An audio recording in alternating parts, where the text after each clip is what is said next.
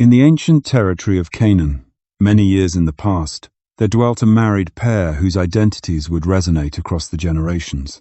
Isaac, offspring of the renowned patriarch Abraham, together with his spouse Rebekah, longed deeply for a child. Time went by, and their hope for an heir appeared ever more remote, yet they refused to surrender. Isaac prayed with great fervor to the Lord, begging for a miraculous intervention. And then the unthinkable took place. Rebekah conceived, but her happiness quickly gave way to worry. She experienced a strange restlessness within her womb, almost as though some kind of struggle was taking place inside her body. Troubled and worried, Rebekah turned to God for answers. The Lord responded to her request with an astonishing disclosure. 2 nations lie within your womb. 2 distinct peoples shall emerge from within you. 1 group shall possess greater strength than the other, and the elder shall be servant to the younger. These mysterious and weighty words would define the fate not merely of her household, but of whole civilizations. At last, the moment of delivery came. The sense of expectation hung thick in the atmosphere, and all those gathered near Rebekah waited with bated breath. To the shock of everyone present, not 1 infant emerged, but 2 twins. The one born first possessed reddish-colored skin and appeared covered in hair, resembling a tiny garment. They gave him the name Esau, meaning hairy. Shortly thereafter, the second infant arrived, clutching tightly to his sibling's heel. He received the name Jacob, which translates to he who clutches the heel, or one who supplants. Right from that very first instant, it became obvious that these twin brothers stood as different as daylight and darkness. Esau, the elder twin, matured into an expert huntsman, a man who belonged to the open wilderness. He possessed strength, a sturdy build, and an impulsive nature, constantly pursuing excitement in the wild outdoors. His frame was blanketed with hair, lending him a distinctive and untamed look. Jacob, by contrast, was a tranquil individual, drawn to the calm existence among the household tents. He was clever, thoughtful, and demonstrated a talent for commerce and careful planning. While Esau raced through the woodlands chasing prey, Jacob remained behind, absorbing the customs of his ancestry and mastering the principles of negotiation. The contrast between these brothers extended beyond just their temperaments and preferences. There existed, as well, a division in how their parents regarded them.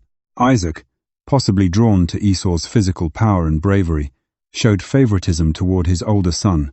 The earthy aroma that Esau carried back from his hunting trips, along with the flavor of the wild game he cooked, captivated the elderly patriarch. Rebekah, conversely, held a particular affection for Jacob, valuing his calm demeanor and his steady companionship within the home. Many years afterward, a prophet by the name of Malachi would speak fascinating words concerning these 2 brothers. "I have loved Jacob, yet I have hated Esau." These statements, startling upon first hearing, did not indicate personal animosity, but instead pointed toward a divine selection within God's broader design for humankind. It represented a pronouncement that went beyond individual character traits, highlighting the purpose each brother would fulfill in the chronicle of their people. As the firstborn, Esau possessed considerable privileges and obligations. In the customs of that era, the oldest son received not merely the larger portion of his father's estate, but also the patriarchal blessing. This was a form of spiritual inheritance, transmitted across successive generations. This blessing bore within it divine assurances, among them the covenant established with Abraham, that through his lineage every nation on earth would receive blessing. However, fate held unexpected turns for these twin brothers. The prophecy delivered to Rebekah prior to the twins' arrival, stating that the elder would be subservient to the younger, was about to manifest in unforeseen ways. Esau's decisions, his rash nature, and his seeming failure to recognize the sacred worth of his birthright would profoundly influence events to come. As years continued to pass, the distinctions separating Esau and Jacob grew ever more pronounced. Esau emerged as a bold hunter, able to confront the perils of untamed lands with bravery and expertise. His commanding, hair-covered appearance was known to all, and numerous people admired his power and agility. He was someone who lived for action, existing fully in each present moment, with little thought for what lay ahead or for matters of deeper spiritual significance. Jacob, in stark contrast, expanded in knowledge and shrewdness. He watched with care the environment surrounding him, absorbing the subtleties of interpersonal connections and the intricacies of business dealings. His thoughts were perpetually active, strategizing, foreseeing moves yet to come. Though less physically commanding than his twin, Jacob held an interior fortitude and resolve that would permit him to flourish under difficult conditions. The household dynamics proved complicated.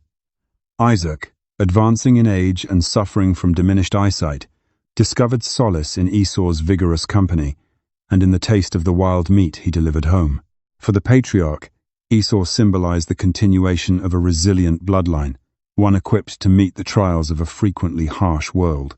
Rebekah, on the flip side, perceived in Jacob the attributes needed to guide God's chosen people.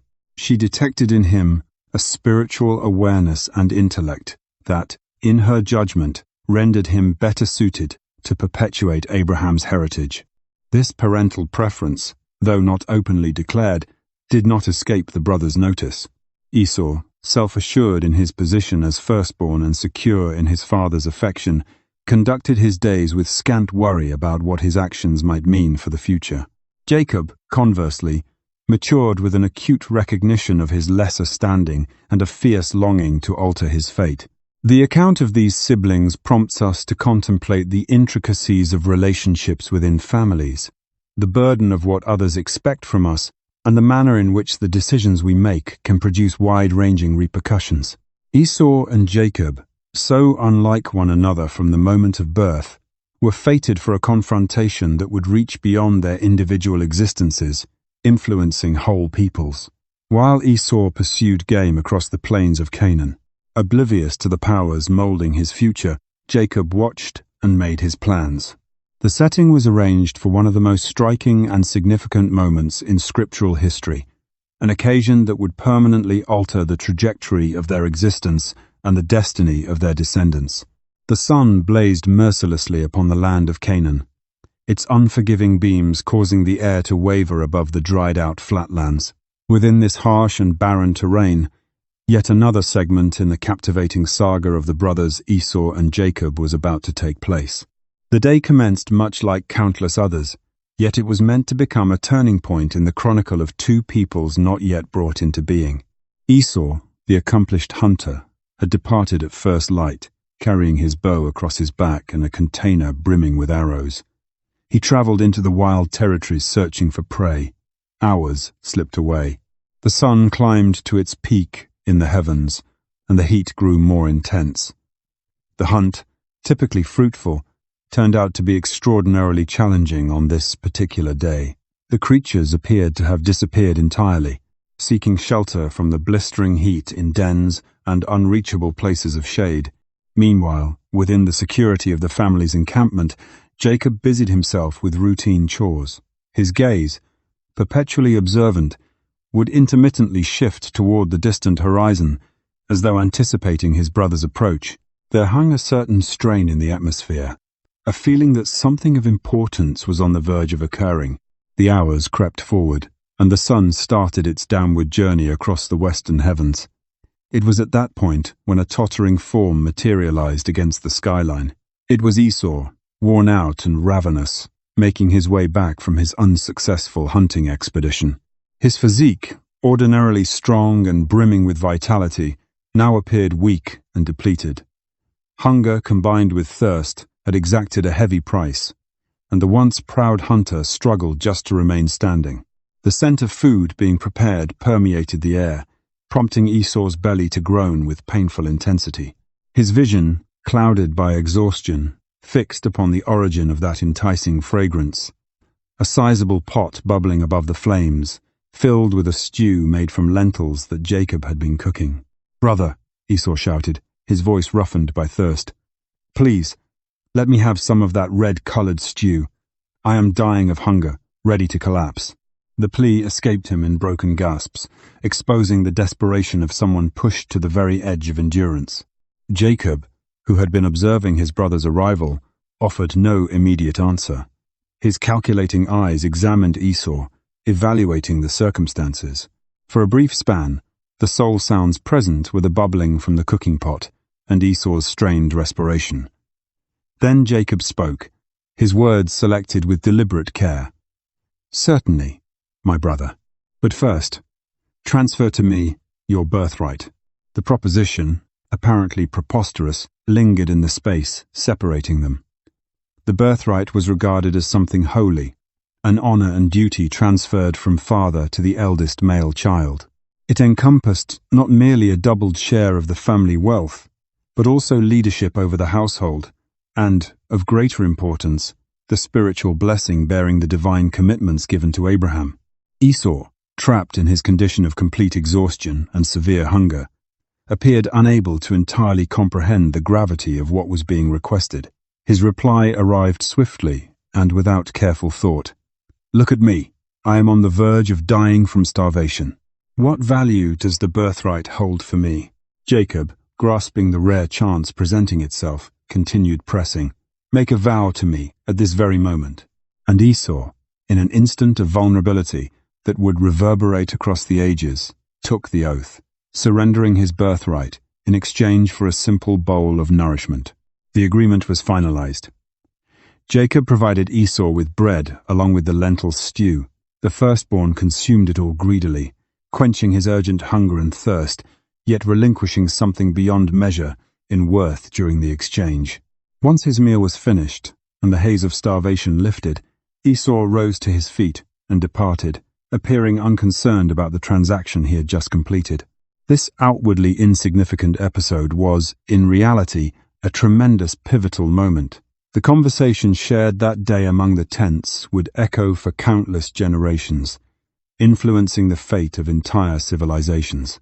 The behavior of Esau disclosed a great deal regarding his nature. He proved to be someone focused on the present instant, compelled by his urgent wants and requirements.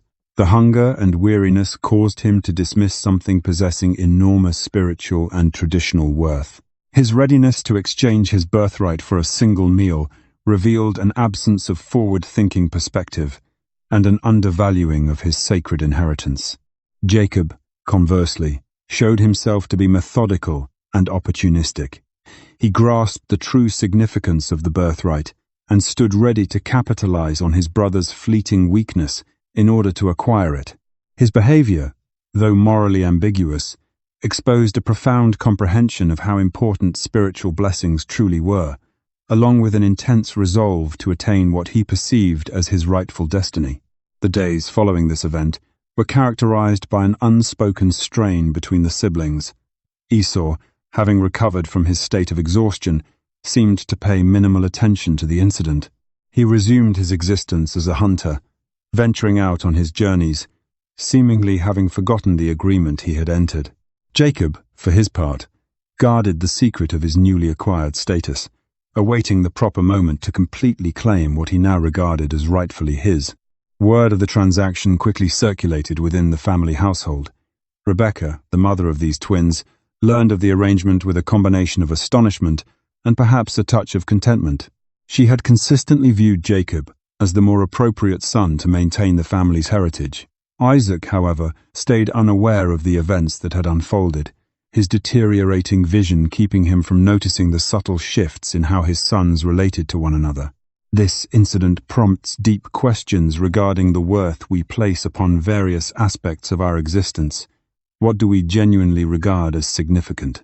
How readily are we prepared to abandon our inheritance, be it tangible or spiritual, in pursuit of short-term satisfaction? The account of Esau and Jacob encourages us to examine our personal decisions and what we prioritize. Additionally, this episode demonstrates how choices that appear minor can produce extensive repercussions. Esau's hasty decision affected not only his own circumstances, but redirected the path of history for his entire people. On occasion, we fail to recognize the importance of our behaviors at the instant we carry them out, and only with the passage of time do we completely grasp how our decisions have impacted events. The transaction involving the birthright also brings us to consider the interplay between fate and personal agency. The prophecy communicated to Rebecca prior to the twins' birth declaring that the older would be subordinate to the younger, appeared to be materializing. But to what degree were the actions of Esau and Jacob predetermined? And to what degree did they result from their independent selections? As time moved forward, the ramifications of this pact started to reveal themselves in quiet ways. Jacob, now possessing the birthright, assumed a more assured bearing. He began participating more actively in household affairs, readying himself for the position of authority he felt was his by entitlement. Esau, meanwhile, carried on with his life much as before, displaying no apparent sorrow or second thoughts regarding the trade he had executed. Nevertheless, the foundations of discord had been established. The strain between the brothers, previously dormant, was now, silently, intensifying. It remained merely a question of when this mounting pressure would break through to the surface, carrying consequences that neither sibling could entirely anticipate. The narrative of Esau and Jacob, especially this chapter involving the sale of the birthright, continues to captivate and puzzle readers, as well as scholars even today. It stands as a tale that moves beyond its original historical setting, presenting enduring teachings about kinship, decision-making, outcomes, and the fragile equilibrium between predestination and free will. As the sun descended beyond Isaac's dwelling on that momentous day, no one present could completely foresee the implications of what had transpired. The foundation was laid for events even more striking that would mold not solely the future of Esau and Jacob, but the trajectory of whole nations. The chronicle of these brothers was nowhere near its conclusion, and the subsequent chapters held the promise of becoming yet more gripping and far-reaching.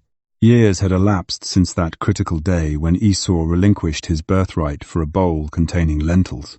Existence within Isaac's household had proceeded, outwardly unaltered, yet underneath the surface, the forces of destiny kept moving, preparing the ground for one of the most striking and impactful moments in this family's chronicle. Isaac, the patriarch, had become an aged man by now. His eyes, once alert and sharp, had grown clouded with advancing years, rendering him almost completely sightless.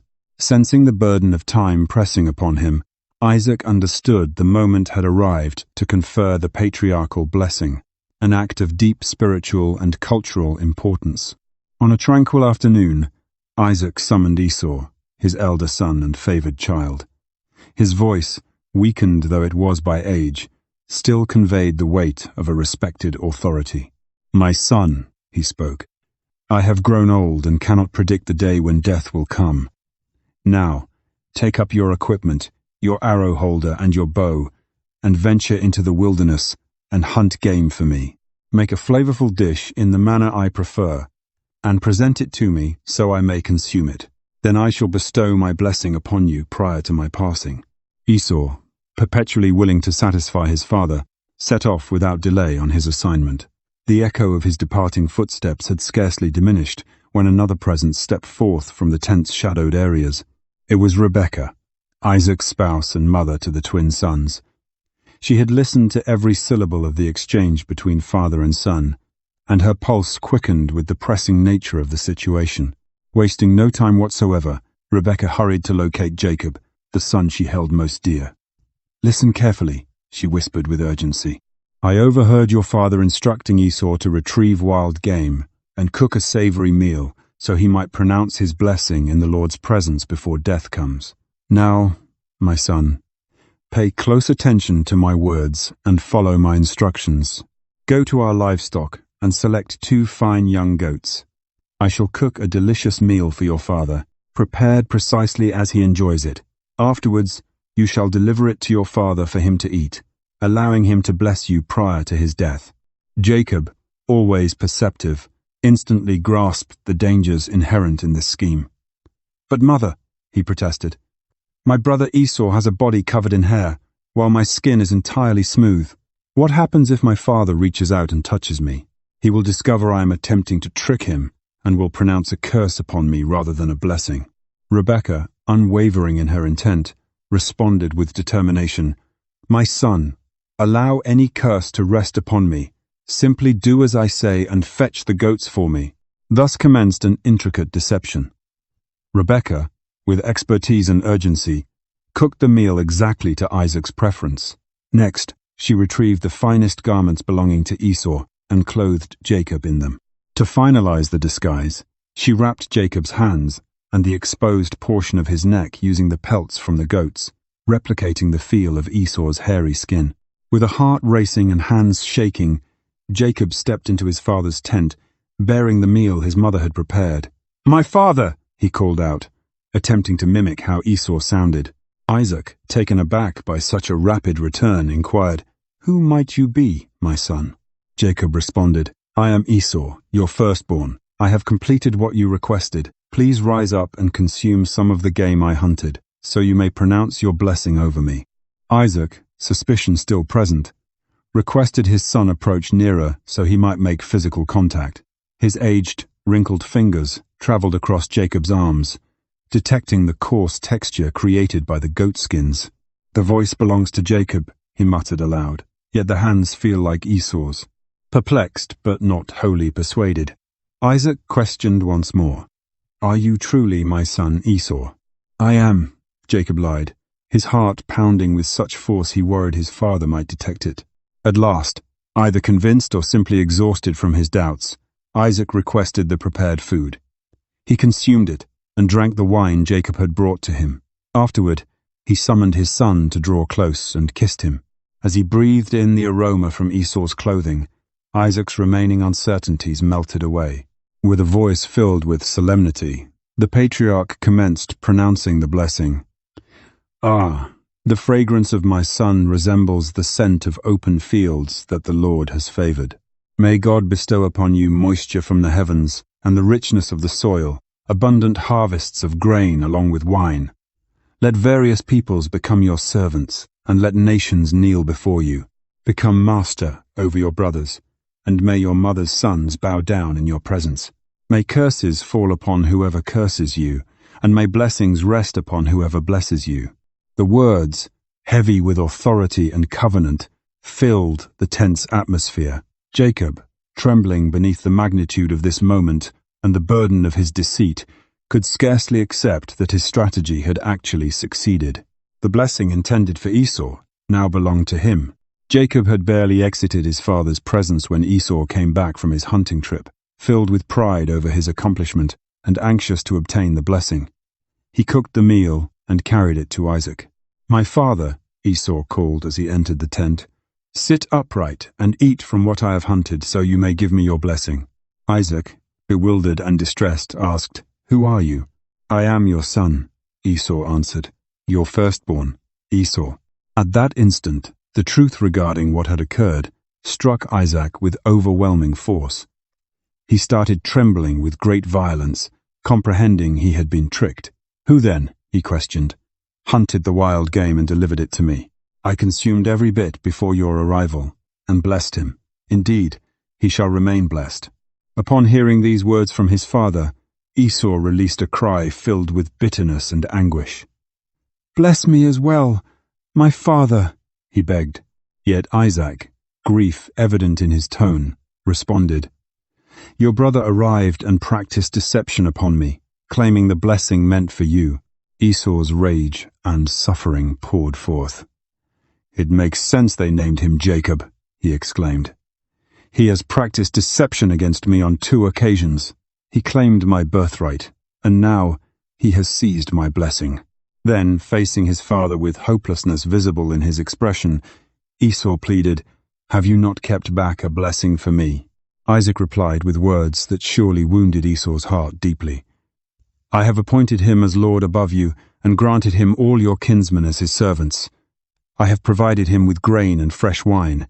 What remains that I can do for you now, my son?" But Esau refused to surrender. He kept on pleading, "Is there not one blessing remaining, my father? Grant me a blessing too." And tears streamed down his face. Touched by his son's suffering, Isaac at last provided a blessing to Esau, though it proved to be a harsh blessing, nearly a pronouncement of hardship. "Your home shall be distant from the earth's abundance, far removed from the moisture of the skies overhead. You shall exist by means of the sword, and shall be servant to your brother. However, when you become agitated and restless, you shall shatter his dominion from upon your shoulders." Isaac's pronouncements resonated throughout the tent, determining the destiny of his two sons along with the peoples that would spring from them. Jacob's act of trickery had accomplished its aim. He now carried the patriarchal blessing. Yet the price for this deed would prove steep, far steeper than he could possibly comprehend in that moment.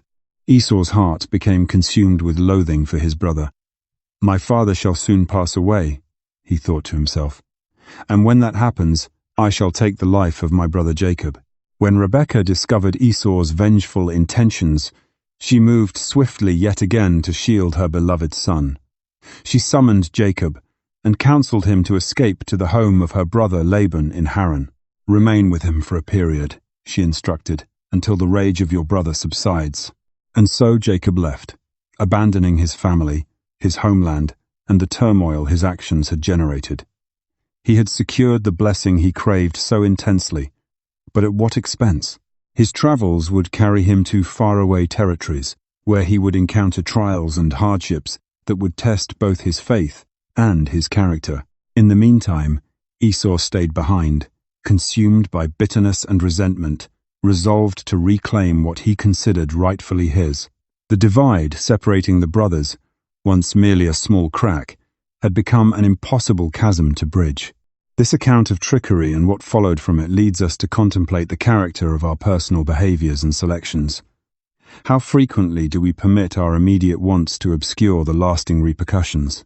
To what extent are we willing to sacrifice our honesty to reach our objectives?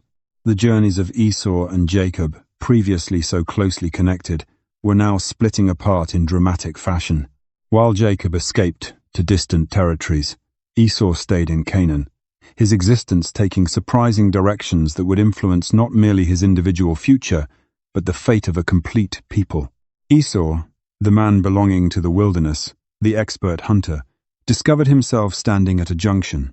The forfeiture of his father's blessing, combined with the fracture in his relationship with his twin brother, had created an emptiness in his existence, an emptiness he would seek to address through various means in the coming years. At the age of 40, a noteworthy marker in that culture's understanding, Esau reached a conclusion that brought considerable distress to his parents, Isaac and Rebekah. He selected as his spouses two women from the Hittite people, Judith, daughter of Beeri, along with Basemath, daughter of Elon. This selection did not meet with approval from his family, given that the Hittites constituted a foreign population possessing traditions and convictions differing from the Abrahamic practices that Isaac and Rebekah treasured so profoundly.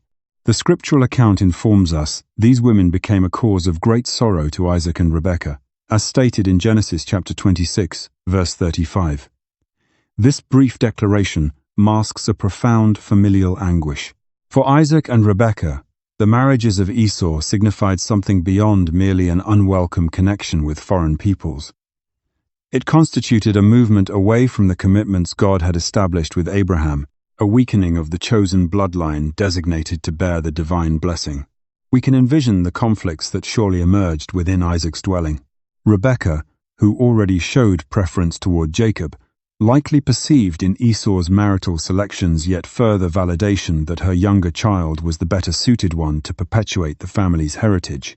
Isaac, on his side, must have experienced deep internal division. His affection for Esau remained clear, yet the choices of his firstborn contradicted everything he had absorbed and held dear across his lifetime. The Hittite wives of Esau introduced with them not simply their practices and convictions, but also a fresh dynamic into family existence. The patriarch's tent, previously focused around customs and devotion to the God of Abraham, now encountered challenges from unfamiliar practices and concepts. This collision of cultures surely represented an ongoing source of disagreement and strain. Despite all this, Esau appeared not to grasp the effect of his decisions, or alternatively, in his anguish and bitterness following the loss of the blessing, he consciously selected a direction that created distance from his family's customs. Whatever the case, his behaviors were molding not solely his personal future, but that of his complete lineage. Years continued to pass, and existence proceeded along its path. Esau formed his independent family unit, distinct from that of his parents. He kept thriving as a hunter and man familiar with the wilderness. His abilities secured him a standing of respect throughout the region's peoples. His offspring came into the world and matured, absorbing both their father's practices and the traditions of their Hittite mothers. Then one day, information arrived at Esau's ears. His brother Jacob, following years spent in foreign lands, was making his way back to Canaan, and he was not returning by himself. He brought with him spouses, offspring, and considerable riches. The information must have reignited ancient injuries within Esau.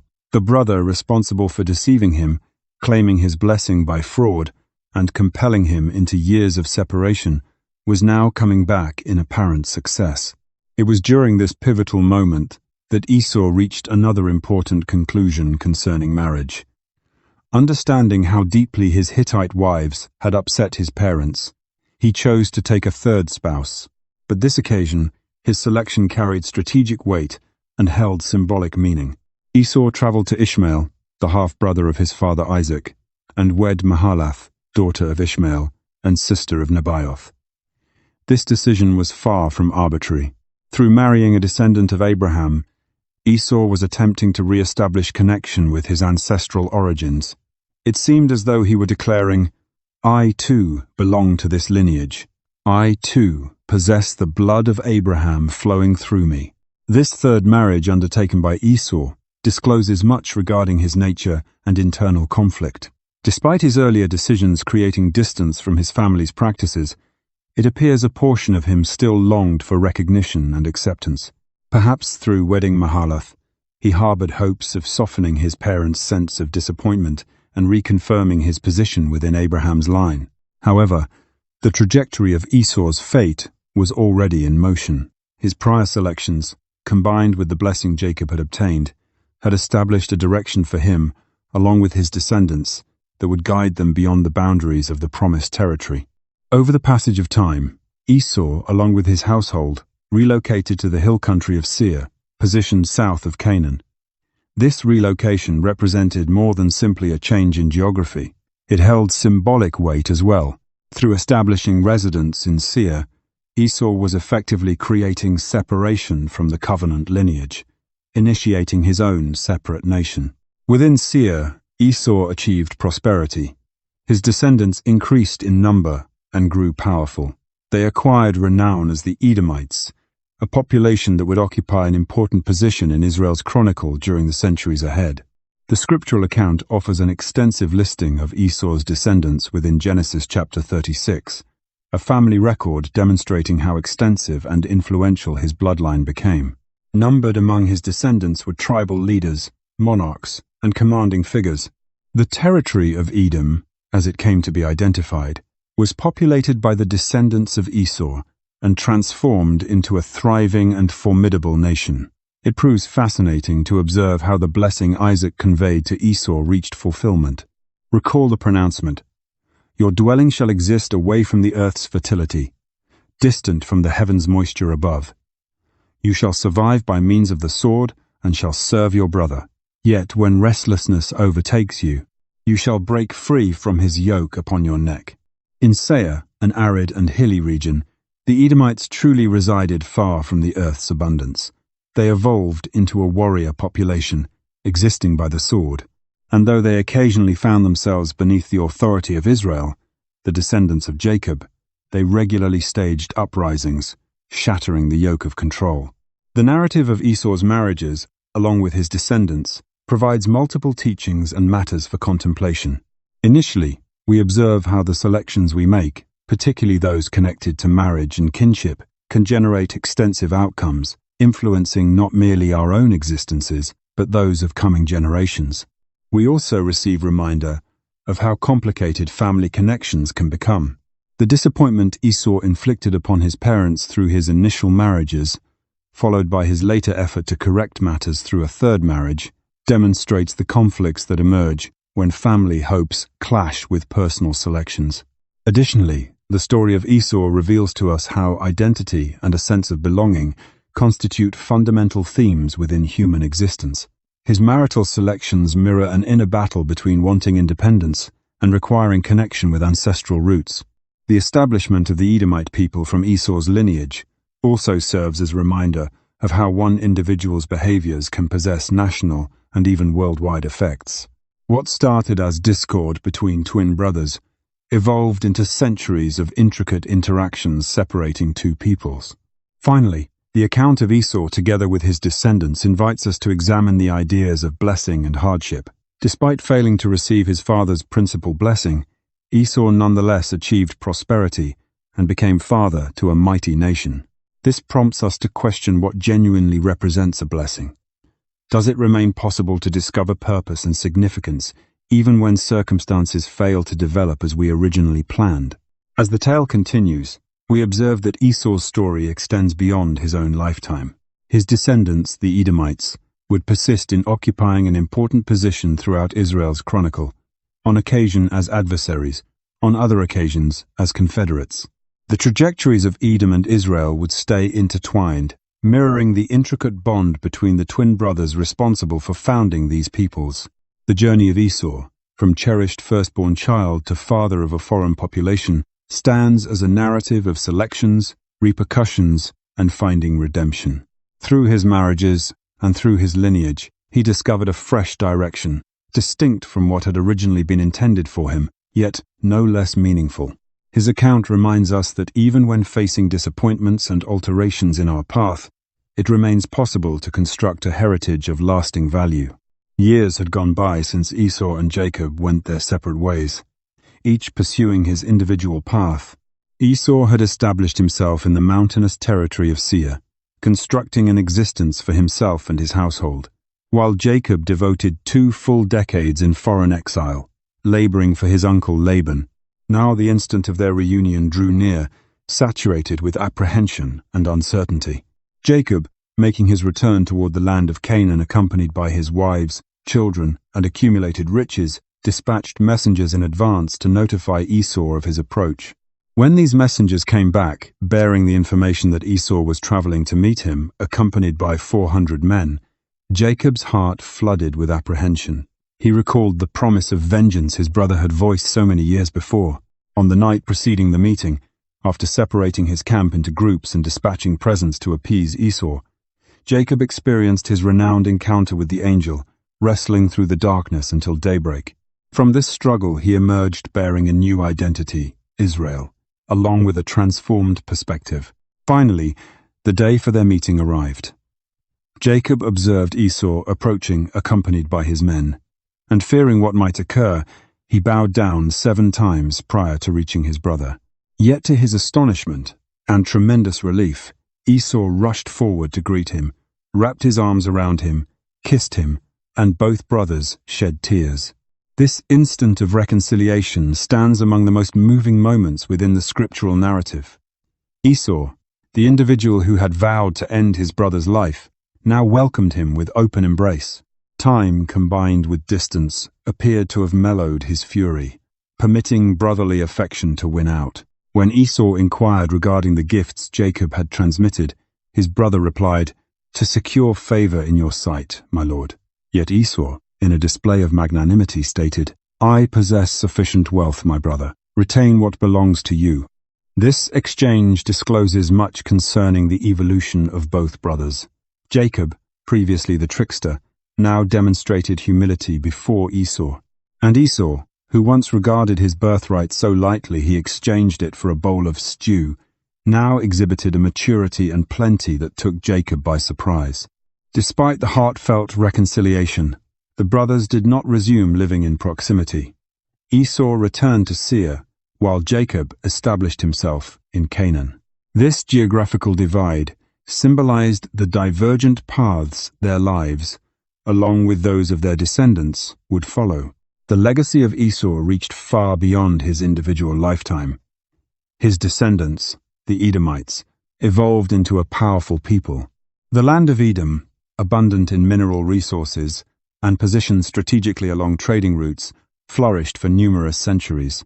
Nevertheless, the bond between Edom and Israel, the peoples established by Esau and Jacob, frequently bore the marks of discord. There existed periods when Israel held dominance over Edom, bringing to pass portions of Isaac's blessing declaring Esau would be servant to his brother. Yet there also came times when Edom shattered the yoke, rising in rebellion against Israel's authority. One particularly intriguing dimension of Esau's legacy involves how he is preserved in Jewish, along with Christian understanding. While Jacob receives celebration as the patriarch of Israel, father to the 12 tribes, Esau frequently receives negative portrayal, serving as an illustration of someone who held his birthright in contempt. However, a more thorough examination of the scriptural account uncovers a more multifaceted Esau. He appears as someone impulsive and on occasion careless, yet also demonstrating capacity for pardoning and generous spirit. His reconciliation with Jacob reveals a nobility of character frequently passed over.